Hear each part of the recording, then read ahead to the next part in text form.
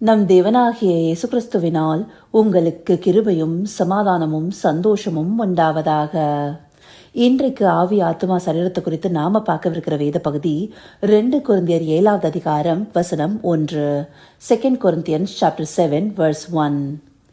இப்படிப்பட்ட வாக்குத்தத்தங்கள் நமக்கு உண்டாயிருக்கிறபடியினால், பிரியமானவர்களே, மாம்சத்திலும் ஆவிலும் உண்டான எல்லா அசூசியும் நீங்க நம்மை சுத்திகரித்துக் கொண்டு பரிசுத்தமாக்குதலை தேவபயத்தோட பூர்ணப்படுத்த கடவோம். இந்த வசனத்துடைய மையப்பகுதியவே நாம் இன்னைக்கு பிரதானமாக பார்க்க போறோம். அப்படியாக இந்த வசனத்துடைய மையப்பகுதியில் என்ன சொல்லப்பட்டிருக்கு? மாம்சத்திலும் ஆவியிலும் உண்டான எல்லா அசூசியும் நீங்க. இதை படிக்கும்போது சிலருக்கு ஒரு குழப்பம் வரலாம். மாம்சத்திலையும் ஆவிலையும் அசூசி இருக்குன்னு சொல்லியிருக்காங்களே, ஆனா ரோமர் 8வது அதிகாரம், கலாத்தியர் 6வது அதிகாரம், இன்னும் சில வேத பகுதிகள்ல மாம்ச சிந்தையில இருக்கிறதா மரணம், மாம்ச கிரியைகள் தான் தவறா இருக்கு, ஆனா ஆவியின் சிந்தையோ ஜீவனும் சமாதானமும் ஆவியின் கனிகளும் மேலானதுன்னு சொல்லப்பட்டிருக்கே. அப்படி மாம்சமானதே நம்மை பாவத்தின் கிரியைகளுக்கு உட்படுத்தி நடத்துகிறதாகவும் ஆவியோ நம்மை சரியாக வழிநடத்துகிறதாகவும் இருக்கும் போது, இந்த வசனத்துல மாம்சத்திலும் ஆவிலும் உண்டான எல்லா அசூசியும்னு ஏன் சொல்லப்பட்டிருக்கு நம்ம நினைக்கலாம். இங்க சொல்லப்பட்டிருக்கிற ஆவி நம்முடைய ஆவியை குறிக்கிறதாக இருக்கு. நமக்குள்ளார இருக்கிற ஆவி தேவனை அறிந்து கொள்வதற்கு முன்பாக தன்னெச்சையாக செயல்படுது. நாம ஆவி ஆத்மா சரீரத்தை குறித்து முதல் நாள்ல பார்த்த பகுதியிலேயே ஆவியிலையும் சரீரத்திலையும் ஏற்படுகிற தாக்கம் நம்முடைய ஆத்மாவை நடத்துகிறதா இருக்கு. அதனாலேயே ஆத்மாவானது பாவக்கரையில விழுகிறதுங்கிறத பார்த்தோம். அப்படியாக நமக்குள்ளார இருக்கிற ஆவி தன்னெச்சையாக செயல்படும் போது இந்த உலகத்தின் இச்சைகளுக்குள்ளார இழுக்கப்படுகிறதாக இருக்கு. அதனால்தான் தேவனாகிய கர்த்தர் எசேக்கியேல் 36வது அதிகாரம் 27வது வசனத்துல, உங்கள் உள்ளத்திலே என் ஆவியை வைத்து உங்களை என் கட்டளைகள் நடக்கவும் என் நியாயங்களை கைக்கொள்ளவும் அவைகளின்படி செய்யவும் பண்ணுவேன்னு சொல்லியிருக்கிறாரு. இந்த வசனத்துல அவருடைய ஆவியை கொடுப்பேன்னு ஏன் சொல்றாரு? நம்முடைய ஆவியானது சரியான பாதையில போகல, நம்மை நீதியின் பாதையில வழிநடத்தல. அதனால்தான் நம்முடைய ஆவியும் அசூசியாக காணப்பட்டிருக்கு. அசூசினா என்ன? அசுத்தமாக காணப்பட்டிருக்கு, பரிசுத்தம் இல்லாம இருந்திருக்கு. இப்படியாக மாம்சமும் ஆவியும் ஆத்துமாவை பாவத்திற்கு ஏதுவாகவே நடத்தியிருக்கு. ஆனா இந்த ஆத்மாவானது தேவனை உணரும் போது மாம்சத்தின் கிரியைகளை வெறுக்கிறதா இருக்கு. ஆனாலும் இந்த மாம்சத்தின் கிரியையை விட்டும் ஆவியின் போக்கை விட்டும் வெளியே வர முடியாதபடி போராடுது. அப்படியாக நம்முடைய ஆத்மா நன்மை செய்கிற விருப்பம் இருந்தாலும் நன்மை செய்ய முடியாம விரும்பாத தீமையை செய்கிறதாக இருக்கு.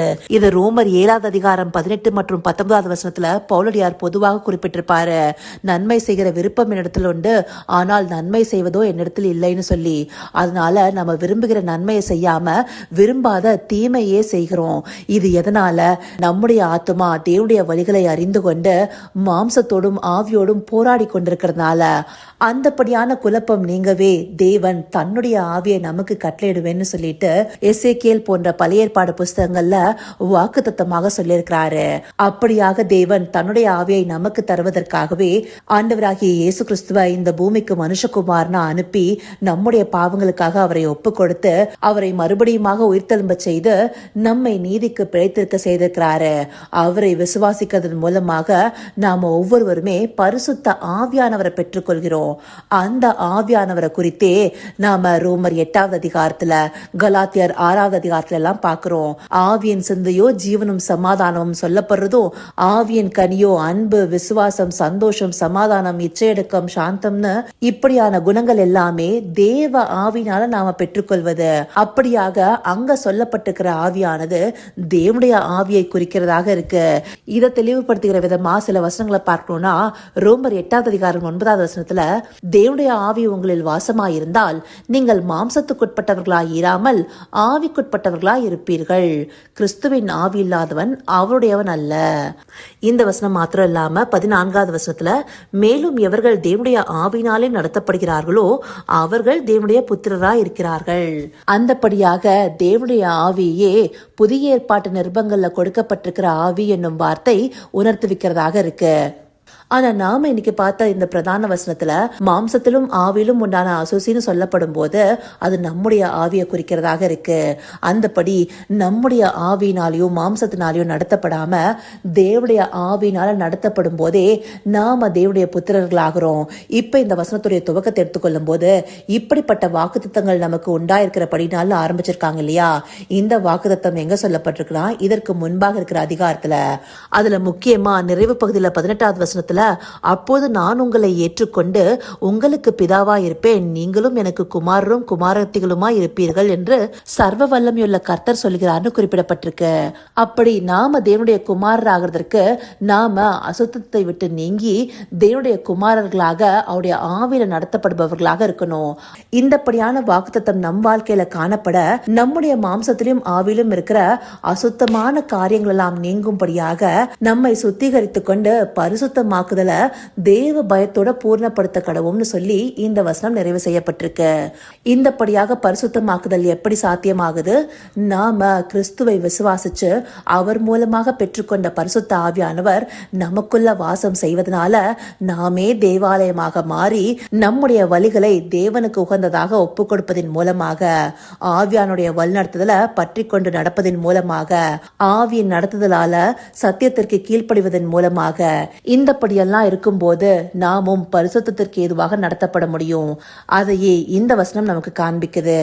இதை அறிந்து கொண்டு நம்முடைய ஆத்மாவுக்கு விரோதமாய் இருந்த மாம்சத்திலும் ஆவியிலும் இருக்கிற அசுத்தம் எல்லாத்தையும் நீக்கி தேவனுடைய பரிசுத்தத்திற்கு ஏதுவாய் நம்மை நடத்துகிற தேவ ஆவியானவரை பற்றி கொண்டு சத்தியத்திற்கு கீழ்ப்படிந்தவர்களாயிருக்க அவரை நோக்கி பார்ப்போமா?